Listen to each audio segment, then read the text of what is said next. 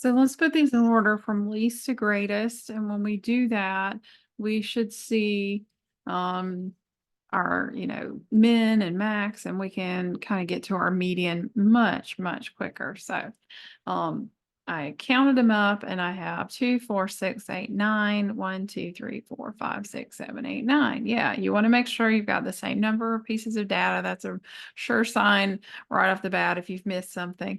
So I'm going to mark off the first and last and then work my way in. I'm just putting a little mark to show. All right, I'm down to the middle. So this is my median. So my median is 3,070. And now I'm going to look at the lower half of numbers.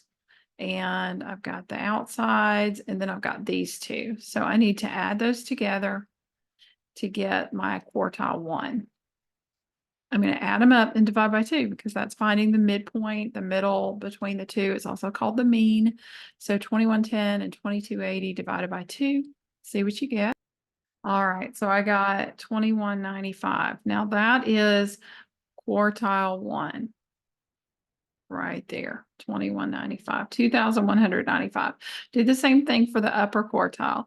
We've got the outsides here, and then we've got these two in the middle. So the third quartile is going to be 3615 plus 3770 over 2.